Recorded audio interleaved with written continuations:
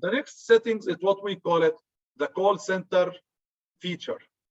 So this software that we spoke about in the earlier slides, it's a software. It has many features. Good. Now we are going to talk about almost 12 features or 14 features. But does that mean if I go to my help desk, I will find the whole 14 features? Of course not. The only reason I'm talking about them is because I want you guys to know about them. So how many features I will find? You don't decide. Usually it depends on your help desk size. Are you working for a company that have 50 employees in the help desk or 5 employees in the help desk? How many customers we have? How many customer experience we have? What is the skills and what is the ability that we are having in here? Good. So these are the factors that help me decide. One second, guys, sorry.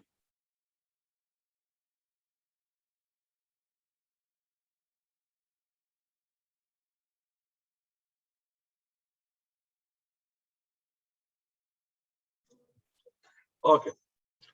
So depending on your size of the company, you can see those features. So we'll talk about this feature one by one. And again, I'll go about them a little bit quickly. Some of them need weeks and years to study to get the experience, but at least you guys know about them. Number one feature, in my opinion, are monitoring, analytic, and reports. It's the idea that this system can give you reports. Report like what? Report about the agents, about your employees. So for example, if you are working as a help desk, good, I get a report telling me how many number of calls did you take today? As Sarah, as Abdullah, as Ali, how many calls they take? How much time they spend in total on the phone call? What is their average phone call time? What is their shortest call? What is their longest call? When did they come? When did they leave? When did they take break? All this stuff shows in the report. So imagine this. Why is it useful? Imagine I have a team of 10 IT help desk. When I look at their average call, the 10 help desk average call is 5 minutes. So they usually spend 5 minutes on the call. But when I look at Ali, Ali is spending 15 minutes on average. So what does that mean? That means Ali is talking too much. Either he is slow or he is socializing too much with the customers.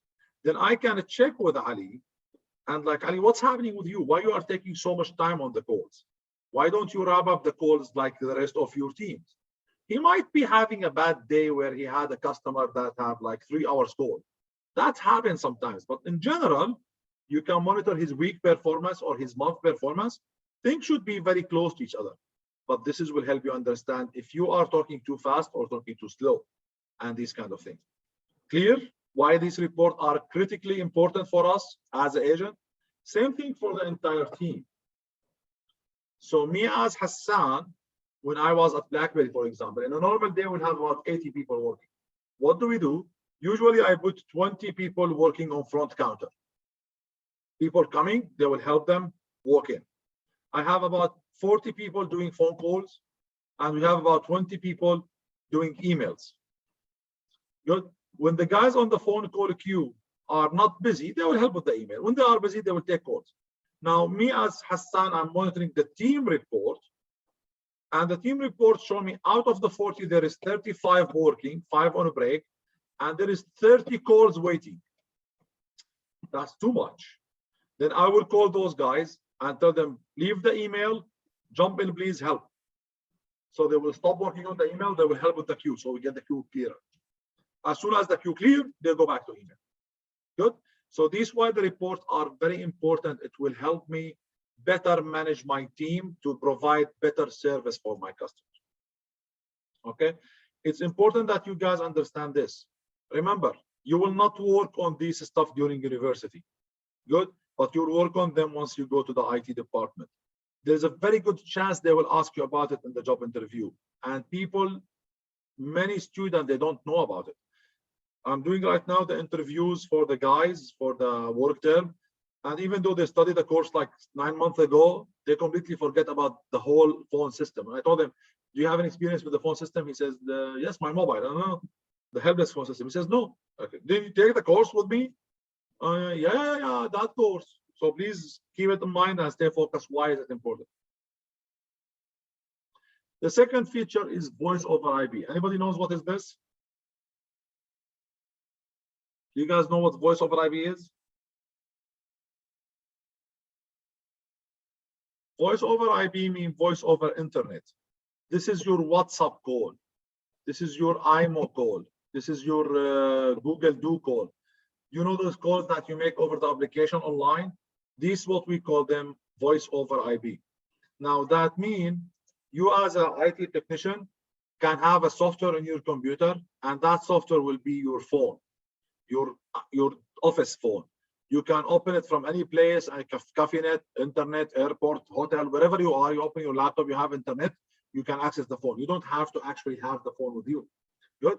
And it works over the internet, and it could also work on over your mobile. So it will give you amazing feature, and it will reduce the cost and will help you guys be super flexible.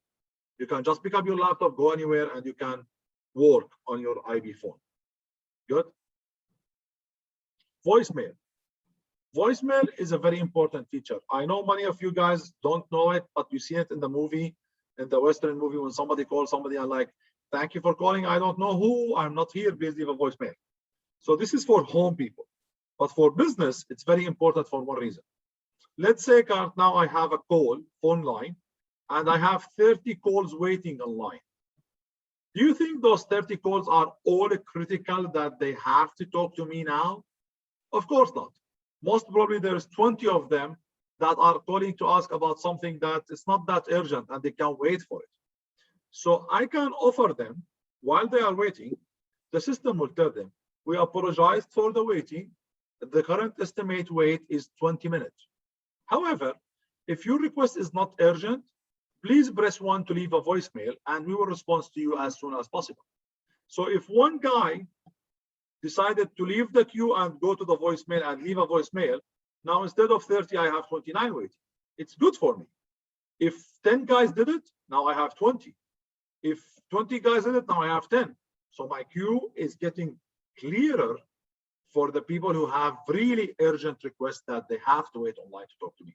So this is one way of managing queue. So voicemail is something really, really nice to get it done. The only concern that you have to keep in the voicemail is you have to connect your voicemail system to your IT service management system.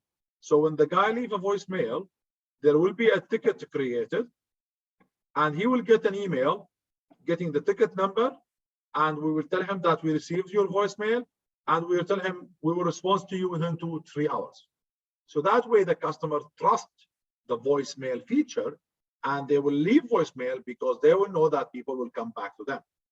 If you ignore the voicemail, people will try you once, they fail, you didn't come back to them, they will never try it again. For example, one of the local hospitals in Qatar, they have this feature, not the voicemail, but when you call them to ask about something, if they are busy, they will tell you. If you want to wait online, please wait. If otherwise, press 2 and we will call you back as soon as possible instead of waiting. So I pressed 2 and I waited 10 minutes, half an hour, 1 hour, nobody called me. I called again, line is busy. I left, press 2. My wife did that from her phone, she pressed 2. So after one day, try it, they never call us back. Then I called and I waited online, wait until they answered. Next day, my wife had another appointment, same thing. Now I don't trust it. They lost my trust. I will never use that feature again. Good. I will never, whenever I call them, I will never do it. I will just keep waiting. I will not go to their voicemail system. Good. Call recording. Call recording is important, and I'm sure you guys seen it when you call the bank or call anything. That this call might be recorded for quality and training purposes. Good. We record it for that reason, for quality assurance and training and legal issues. So, for example, when we were at BlackBerry, we were recording the calls to do quality assurance, and for every month, we will have 5 calls for every agent. We will record 5 calls for every agent, and we will listen to them. We will have somebody sit down and listen to the call, listen how to the agent talk to the customer. And based on that listening, we can decide he done a good job, he was greeting the customer, he was aggressive, he was not aggressive. So we give him a performance report about how he's doing. We also use it to train people. So we record a call that have a very bad situation. And then when a new employee come to me, I will let him listen to the call and tell him how he could avoid that bad situation. So these are the stuff. Good. If I'm going too fast, please let me know. If I'm going too slow, please let me know. If you are still alive, please let me know. Yeah, next class, I'm going to get my son with me. At least I'll have somebody talking to me. Good. He's busy now. He have a Spanish class, but when he finishes the class, he will come join us.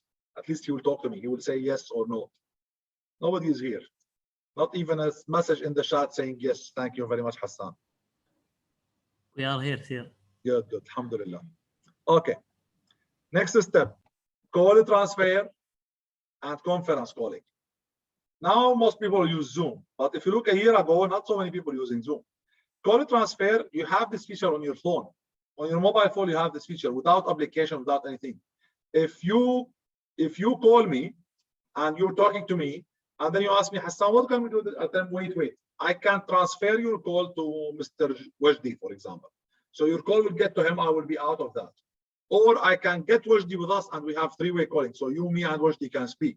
So this feature is also available in the call center. You will be talking to the customer and the customer telling you, but I need these details. Then wait 1 second, I'll get somebody. Then you call the security team. Security team will come online. So it'll be you, him, and security. This is have a small part in the end of this presentation. There's about 10 slides about this. We'll talk about it later. Good. We have these two slides, next two slides are almost similar, but we'll talk about it. We have multiple queue. Sometimes the same help desk can help multiple different phone number and multiple queue. For example, I know one local company here in Qatar, HP. HP have like outsourcing help desk. So they do help desk service for Qatar Foundation. They do help desk for Sidra. They do help desk for other hospitals and other locations. So the same agents, the same team, the same employees at HP, they can support this organization and this organization and this organization. So they have different queues. And their manager will tell you, Ahmad, you are on Sidra queue. Muhammad, you are on Qatar Foundation queue. And the manager is monitoring. When they have too many people calling Sidra and nobody calling Qatar Foundation, they will tell Ahmad, flip. Ahmad goes to the second queue, take the calls and come back. That's one of the features. We don't use it in normal organization, but in private sector, it's available too much. We have something called skill-based routing. You know, for example, if you are working for Ooredoo, good, you call Ooredoo, they will tell you press 1 to talk to somebody about your TV, press 2 to talk to somebody about your mobile, press 3 to talk to somebody about home internet. Of course, here they have group of engineers that are good in IT support for internet. Here they have people for mobile, here they have people for TV. So not everybody can support TV and mobile and internet. So they train their people to be on one queue, and based on the customer choice, they can either put his call to this team or to this team. Good. Same thing happening, for example, if you call the 107 or that 1600 number for COVID. They tell you if you are asking about vaccination, press 1. If you are asking about sickness and issues and symptoms, press 2. If you want to, I don't know to do what, press 3. So when you press 1, it will get you to the appointment department. Press 2, it will get you to the medical department. And they'll get you to the right team. Announcement system. Announcement system are critical feature, in my opinion. Amazing feature. It helps when there is disaster or there is big problem. Let's assume for some reason that D2L fell down. Good. Let's assume that during work hour, D2L stopped working. What will happen to every student in the campus? Most students will start calling IT. I'm unable to access D2L. I'm not able to access D2L. Teachers will call. Everybody will call IT. And suddenly now, IT have too many people calling about the same issue. And we know the issue. IT knows the issue. We are fixing it. So why do we let people wait in the queue? So what will happen is we will record an announcement and we'll inject that announcement in the queue. So when somebody calls, he will get that lovely message that, thank you for calling IT help desk. Please press 1 to talk about this. Please press 2 to talk about this. This is how it usually goes. But when you call and there is a disaster, it will sound, thank you for calling help desk. Please note that we are already aware that D2L is down. Inshallah, our team are working on this and it will be fixed within 20 minutes. Please, no need to wait on the line to report the issue with D2L. Just give us 30 minutes or 1 hour. Thank you very much. If you have a different issue, please press 1 to continue waiting. So that way, I will let everybody knows that we know there's a problem. Don't call me about it. Stop calling me about it. And the guy then will hang up. And then I kept the line open for those who have a serious issue. Clear? So this is the announcement system. It's very nice, very good feature. We have automated attendant. Good. So this is where the phone system will send the call to specific agent based on the customer choice. So if the customer choose Arabic and then choose credit card and choose reporting unacceptable payment, whatever, it will go to this agent or it will go to this agent. So depend on the user pressing, it will go. So they call it automated attendant. Contact management is one of the racist feature. It allow you to identify the guy who is calling, and you can treat him as a VIP, for example, and let him skip the queue. So for example, you have right now 10 people in the queue, and the VIP guy called. He should be number 11. You can let the system know that this is a VIP, and he put him number 1 immediately, and will pick him up. The agent will not know that this guy is a VIP. People who are waiting will not know, and this guy will not know that he VIP, but he will not wait. He will just get answered immediately. Good. So we can do that. Yes, we can do that.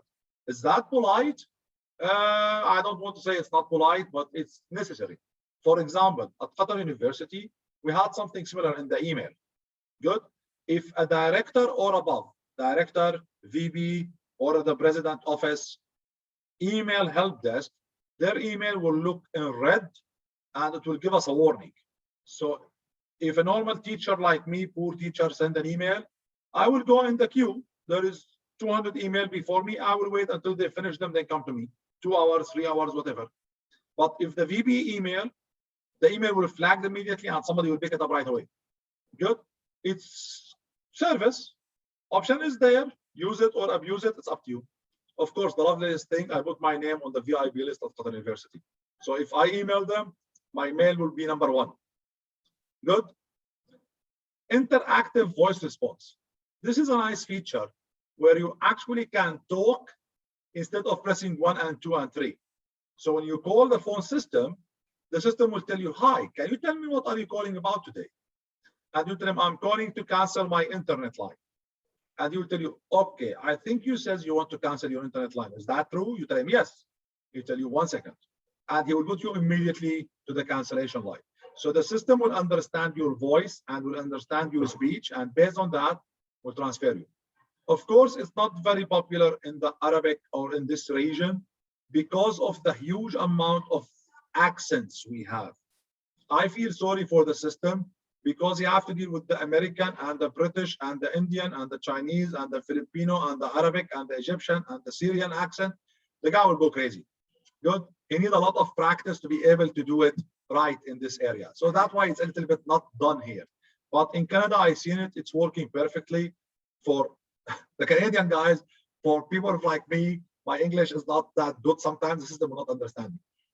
It's of course, it's not that smart yet. Inshallah, soon when they make those Sky Terminator thing, robot that will kill people, they will start recognizing us better. But things are getting much better now. So these features are available. You can talk to the phone instead of actually using the buttons. There is another feature called computer telephony integration. This is a feature where when the call comes, the phone system will recognize the caller and then will send it to an application. That application contains the customer database, contain his ticket, contain his information. And before my phone ring as a help desk, I will have the customer information on my screen. So the screen will tell me, this is Mr. Hassan, how they're calling, and most probably he is calling you about his last ticket, and there is a ticket open. Good. And as soon as I pick up the phone, like, hi, Mr. Hassan, how can I help today? Look how excellent service it is. And of course, the customer will come back and says, oh, thank you. I said, are you calling me to ask me about an update, what happened to your laptop? According to the system, inshallah, it will be ready in 2 days, and the customer will be also impressed.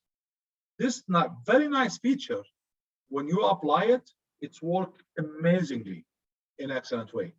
Good.